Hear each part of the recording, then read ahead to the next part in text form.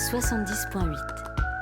Le musée pour l'océan aux ateliers des Capucins à Brest vous présente le Café de la Marine.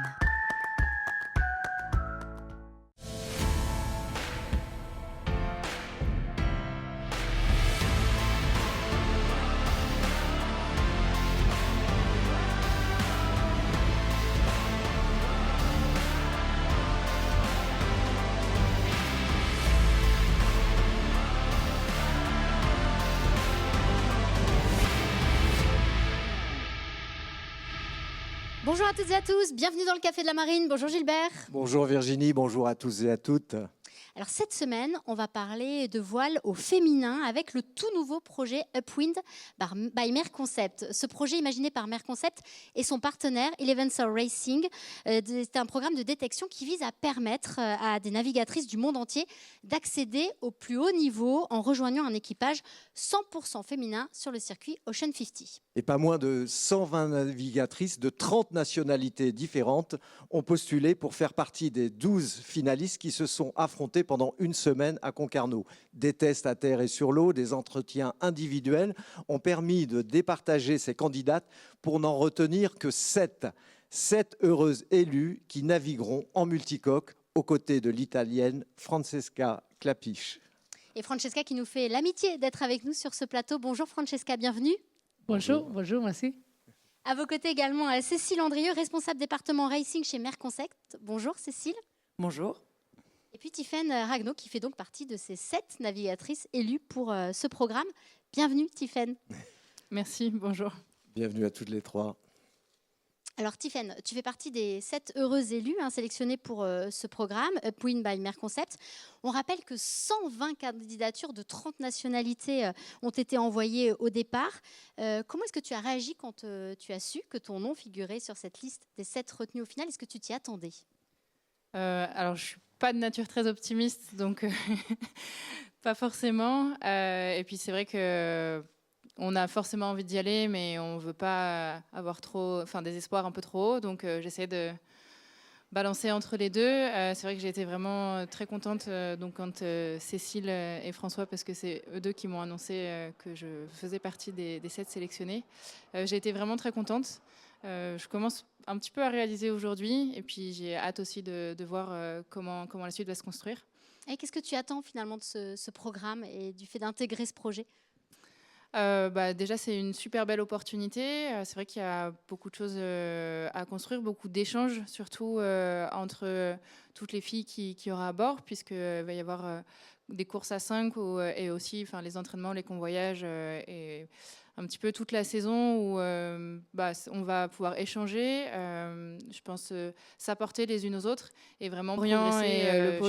Le pôle de Port-la-Forêt dans différents domaines, là où on a besoin de se dire pourquoi pas. Et donc je pense qu'il y a beaucoup de choses à faire, que ce soit en navigation ou à terre sur le bateau. Moi j'ai vraiment le sentiment et l'envie que j'ai beaucoup à apprendre, donc j'ai vraiment hâte de voir la suite. Alors Cécile, quelques mots quand même de l'engouement autour de ce projet chez Mer Concept. Vous avez quand même été surpris par le nombre de candidatures, mais aussi la provenance de ces CV. 30 pays, c'est très international. Oui, on a été extrêmement surpris, je dirais par deux choses, par le nombre effectivement, donc 120 comme tu le mentionnais, mais surtout par la qualité. Et je pense que ça veut dire deux choses, c'est qu'aujourd'hui en fait quand on demande à des femmes si elles ont envie de faire de la voile de façon professionnelle, en fait il y a 120 mains qui se lèvent, donc il n'y a pas de doute. C'est beaucoup, oui, il n'y a pas de doute. A priori, c'est pas trop ça le problème. Et la deuxième chose, c'est aussi la qualité. Je pense que sur les 120 candidatures, il y avait vraiment une trentaine de CV qui sont extraordinaires, vraiment avec des carrières, avec des médaillés olympiques, des filles qui ont fait l'Ocean Race, qui sont sur la coupe, etc. Et donc ça disait une deuxième chose pour moi, c'est qu'il y a des navigatrices aujourd'hui qui ont déjà un très très beau parcours et qui pour autant n'en vivent pas professionnellement et n'ont pas de projet et n'ont pas d'embarquement. Voilà. Donc c'était un peu ce qui nous a surpris avec ces 120 CV. Et tu soulignes la qualité, il y avait des profils aussi très différents finalement pour un projet de course au large. Oui, exactement. Il y a des profils très différents parce que on propose quelque chose auquel a priori assez peu ont eu accès, c'est-à-dire du multicoque offshore. Donc forcément, il y a des expériences très très différentes qui peuvent y arriver. Alors on va parler avec Francesca également. Francesca, qui on le rappelle, est italienne, ancienne championne en laser radial puis en 49er FX. Elle a connu 2 sélections olympiques à Londres et à Rio avant de se consacrer à la course au large avec notamment donc la solitaire du Figaro puis The Ocean Race et la fameuse course autour du monde en équipage avec escale qu'elle a brillamment remportée. C'était avec Eleven Sail Racing Team l'an dernier. Francesca qui va nous parler en anglais parce qu'elle n'est pas en France depuis très longtemps et voilà, et c'est super d'avoir accepté de venir sur ce plateau. On va vous la traduire. Francesca, pourquoi avoir choisi d'arrêter l'olympisme pour venir à la course au large? Est-ce que c'était un rêve depuis longtemps? Yeah, I'm not speaking yet. No, but Just giving me more time. don't worry, tell in English. Yeah, I think for me, after the Olympics in Rio, that's been pretty hard personally. We had really high chance to get a medal at the Olympics, and we miss it. And I definitely I felt that I needed a big change in my life, in my career, and I was always really attracted by offshore sailing, and it was always a dream of mine. But growing up in Italy, we didn't really have a lot of, especially female ocean racers. So it was kind of like an impossible dream at that moment. And then honestly, seeing also like an all women team going around the world and winning the leg into Lorient, it's been really eye opening. And I thought that maybe was not impossible anymore. So I did a trial for the team for my first ocean race in 2017, and that was really my kind of baptism of fire with offshore racing. Et un baptême du feu très réussi. Alors justement, quand vous avez décidé d'intégrer cette Ocean Race, est-ce que ça a été difficile? Quels souvenirs vous en gardez? Yes, it was quite hard. My English was terrible, almost close to zero. And you have to speak English all the time. Yeah, the team was on fully board. Anglo-Saxon. The skipper was British. There were a lot of Australian, Kiwis, and my English was like almost impossible to understand. That was really hard. When we did the selection for the team, I went to Portugal, and yeah, I just show up, and it was this big boat, and they were just talking to me about doing things. I was like, oh, I kind of understand half of it.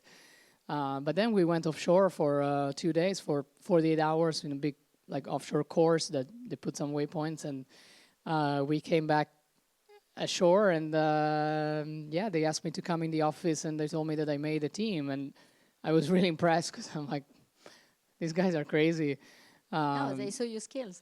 And they were like, yes, your English is terrible, but we saw your skills on the boat, and you don't need to speak so much to show that, and then the communication will come. Great. Alors Tiffaine, toi tu es vétérinaire, tu es installé à Rospordin, pas loin de Concarneau et de Port-la-Forêt. Le virus de la voile, tu l'as contracté lors de tes études à Nantes, et tu as surtout commencé par du match racing avec le club de Pornichet, qui est très réputé dans ce domaine, mais tu as eu envie d'aller voir un petit peu plus loin, et tu as disputé, fin 2023, tu as disputé la Transat Jacques Vabre avec l'Irlandaise Pamela Lee. Il y a eu pas mal de galères, une 29e place quand même, mais ça t'a plutôt conforté dans l'idée de poursuivre au large?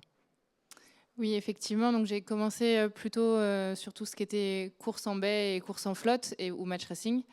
Et puis au bout d'un moment, j'ai eu envie d'aller voir un petit peu ce qui se passait dehors. Je pense que le fait de m'être installée aussi à Port-la-Forêt, entre vraiment Lorient et le pôle de Port-la-Forêt, forcément, et puis Concarneau aussi, on finit par se dire pourquoi pas moi. Ça a commencé un tout petit peu avant la Transat Jacques Vabre, quand j'ai présenté les sélections CMB Océane, Oui, c'est vrai. en 2021. Et c'est là que je me suis dit que j'avais envie d'y aller et pas qu'à moitié. Donc j'ai commencé à m'entraîner pour les sélections. Ensuite, j'ai fait une année de Figaro en double.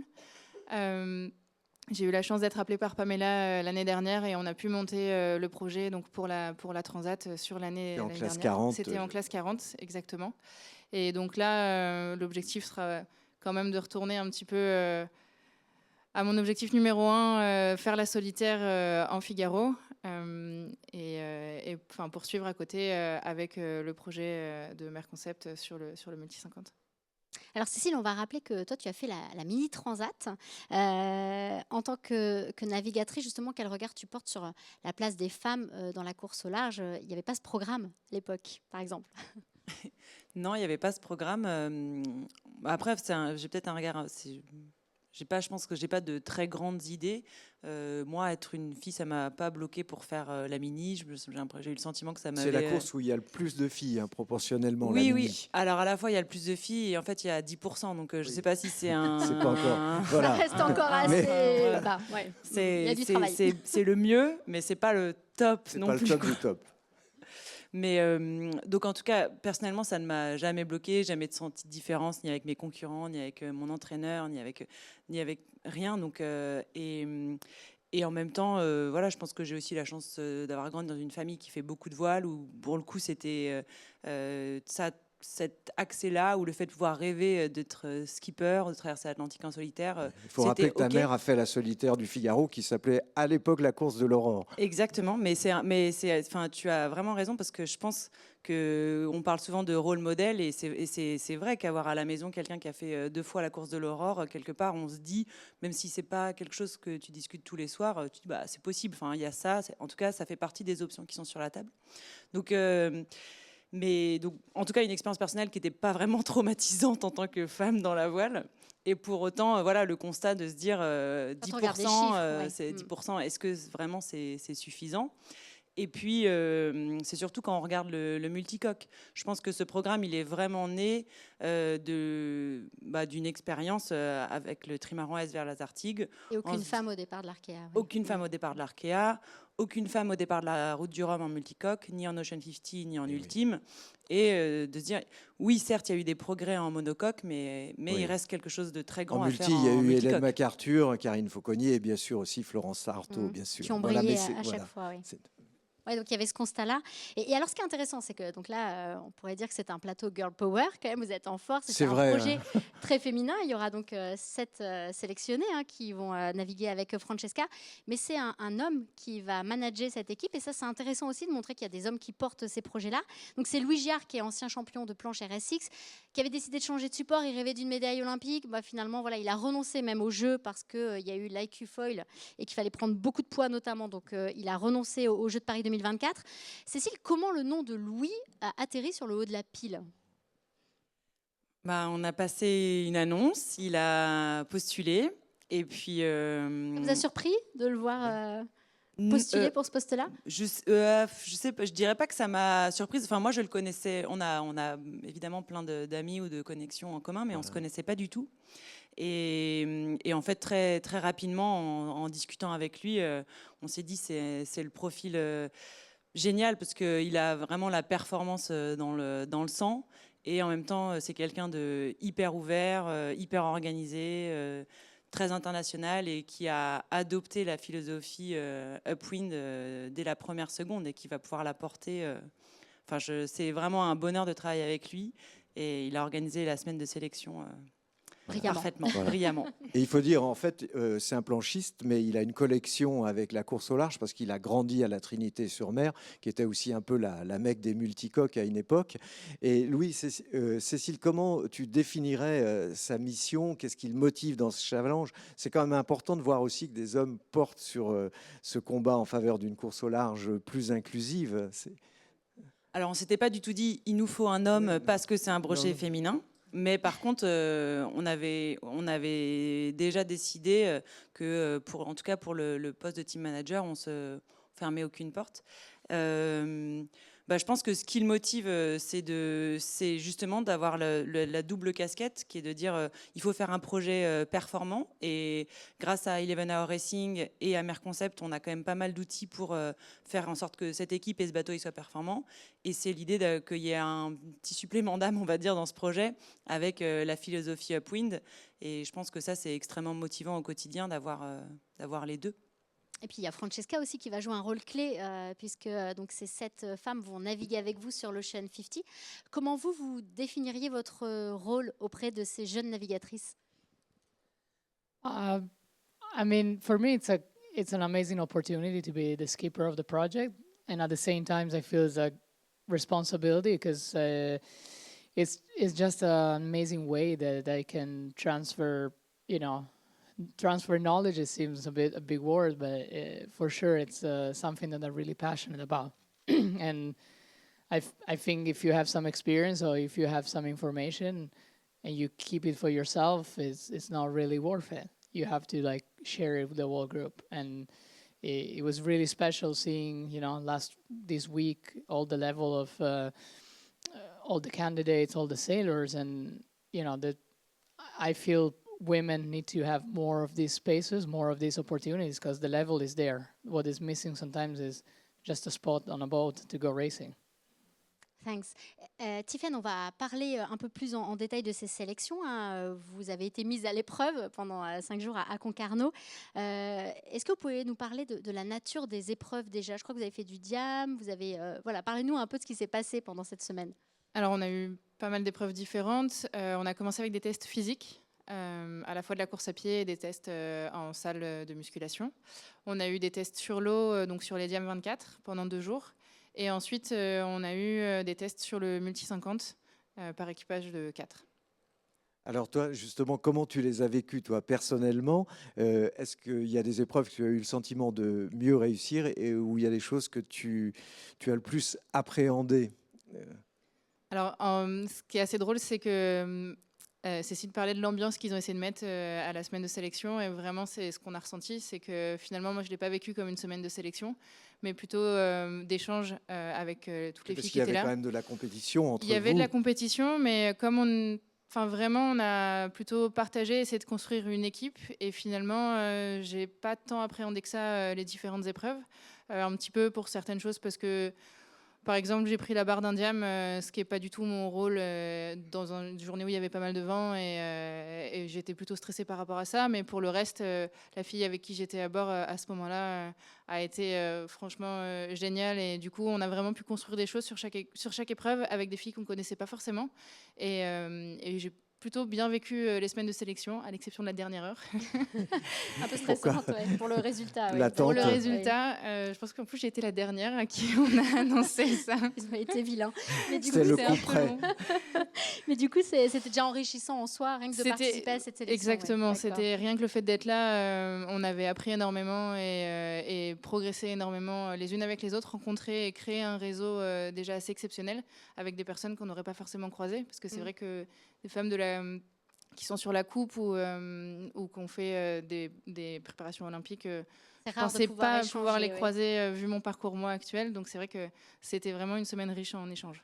Et alors Francesca, quelles sont selon toi les qualités que doit avoir une femme ou un homme pour naviguer en multicoque? I think the qualities are the same, for women's and men's, and definitely on the multi-hull, especially on these boats, they are quite tricky. They can capsize if you do the wrong things on board.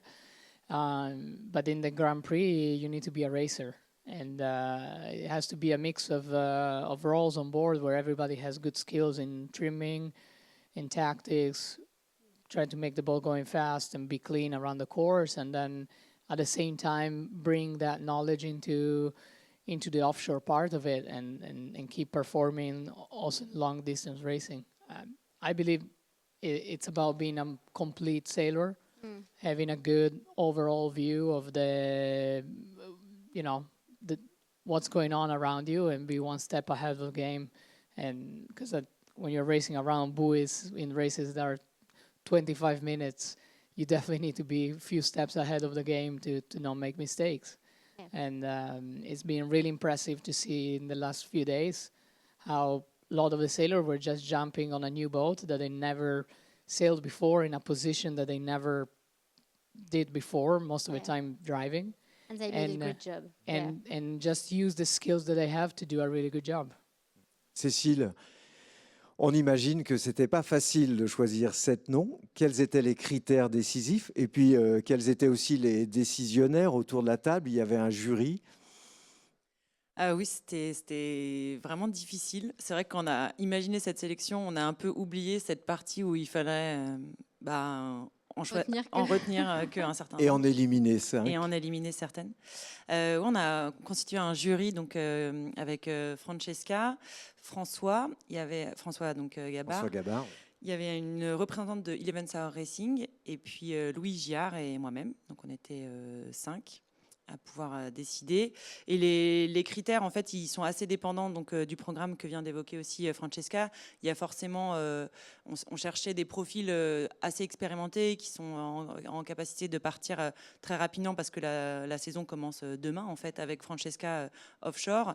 Et puis ensuite, voilà, plutôt 4-5 profils un peu moins expérimentés. Les talents émergents. Les talents émergents, des gens à qui on se dit, voilà, il y a peut-être une petite étincelle que nous, on peut allumer, et puis ensuite, ça va partir et des carrières vont se construire. Alors, Tiffaine, toi, qu'est-ce que tu attends très concrètement là, à court terme de cette formation? Tu disais c'est déjà le partage, l'échange, progresser aussi. Ça va arriver très vite, il va falloir naviguer rapidement. Je crois qu'il y a un premier acte en mai. Oui, effectivement. Après, ce que j'en attends, c'est assez vaste. Je fais pas partie des plus expérimentés sur les multicoques, donc c'est sûr qu'il va y avoir pas mal de travail et j'ai hâte. J'ai la chance d'être juste à côté, donc je vais vraiment essayer de profiter au maximum de cette proximité pour passer le maximum de temps sur le bateau et avec l'équipe pour effectivement faire en sorte que tout soit prêt pour le premier axe qui arrive demain. Très vite. Alors, on va dire aussi un mot de ce bateau. Déjà, ce circuit, il est vraiment passionnant. Ce bateau, c'est l'ancien trimaran d'Armel Tripon. Il a été mis en chantier. Cécile, quelles ont été les modifications apportées sur cette plateforme ? Alors, pour l'instant, on ne peut pas dire qu'on a fait des grandes modifications sur ce bateau. Effectivement, donc, on l'a récupéré fin décembre et on l'a mis en chantier donc, depuis janvier. L'idée, c'était surtout de remettre globalement l'ensemble du bateau à nu et puis de lui faire, on va dire, un refresh complet. Et puis plutôt de profiter de cette année de navigation avec Francesca et les filles pour envisager des plus grosses modifications l'hiver prochain. Et alors, ces navigatrices, elles vont bénéficier à la fois en mer du partage d'expérience et puis à terre de l'écurie Mer Concept aussi, avec tout le savoir-faire de cette équipe il y a plein d'atouts. Et l'ambition à terme, alors il y aura à la fois d'avoir une équipe peut-être un peu plus mixte à terme, mais aussi pour l'une des sélectionnées de faire la route du Rhum. Ça, c'est un des gros objectifs, d'emmener l'une des filles sur la route du Rhum 2026. Oui, effectivement. Aujourd'hui, le projet qu'on a construit avec 11 Hour Racing, c'est d'aller jusqu'à la route du Rhum 2026 avec ce bateau.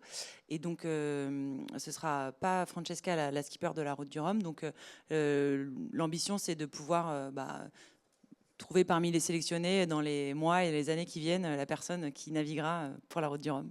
Et à terme, il y a peut-être aussi l'ambition d'aller plus loin avec la présence d'une femme en ultime, peut-être en équipage. Non ? C'est à la fois à terme et en fait je dirais que c'est à l'origine même du projet. C'est ce qu'on se disait tout à l'heure sur la route du Rhum, sur l'Arkea. Et donc c'est plutôt de se dire que dans quelques années, évidemment que les Jules Verne, on l'espère, seront mixtes et que ce sera simple et facile de recruter des équipières qui ont de l'expérience en multicoque au large. Ce n'est pas le cas aujourd'hui. Ouais. Ce qui n'est pas le cas aujourd'hui, mais comme vous le disiez, ce qui a été le cas avec des très grandes navigatrices, des grandes victoires sur la route du Rhum autour du monde, et qui s'est un peu arrêté au milieu des années 2000. Et donc c'est plutôt de reconstruire ce vivier plutôt que de le construire. Mais donc oui, effectivement, l'ambition, c'est des Jules Verne féminins, mixtes, et puis on espère une femme au départ d'un Arkea Ultimate Challenge. Et alors, Francesca, un dernier mot sur votre programme à vous aussi. Il va y avoir une Coupe de l'América et puis peut-être un rêve de Vendée Globe, je crois, à terme. That's definitely my dream in the long term. I found it, respectful to put all my energy in this project, and that's why I really want to do it full time for the next 2 years and have the opportunity to race really hard with my heads down. But it would not have been fair to keep going without really saying that my big goal is to get on the starting line of the 2028 Vendée Globe. So the goal is to really find a good way to keep the program going super smoothly and find a new skipper in the process. So all the knowledge is just inside the project and it doesn't get lost. So It's too important to not following up with the right actions, and I believe that's the goal of the team. Allez, rapidement, il nous reste juste une minute. Un dernier mot du programme. Donc, il y a un acte là sur le circuit Ocean 50 en mai. Il va y avoir une transat aussi. Super, une super transat. Oui, effectivement. Donc, il y a 2 actes en fin mai à Saint-Malo, ensuite fin juin à Pornichet, et ensuite il y a la transat qui est la transat des Terre-Neuvas qui part de Saint-Pierre-et-Miquelon et qui arrive donc à Saint-Brieuc en août. Sur un super parcours. Donc voilà, nous on va se préparer à partir de fin juillet pour le convoyage vers Saint-Pierre-et-Miquelon. Et ensuite, la transat retour avec un format à 3 filles plus un médiaman. Et combien de bateaux sur le circuit, du coup, sur Ocean 50 10 bateaux. 10 bateaux. Ça va être une belle flotte aussi et une belle expérience pour Tiphaine. Merci à toutes les 3 d'avoir été sur ce plateau pour nous parler de ce projet, donc Upwind by Mer Concept, un super projet donc pour promouvoir la course au large au féminin. Merci et à très vite. Bye bye. Bye bye.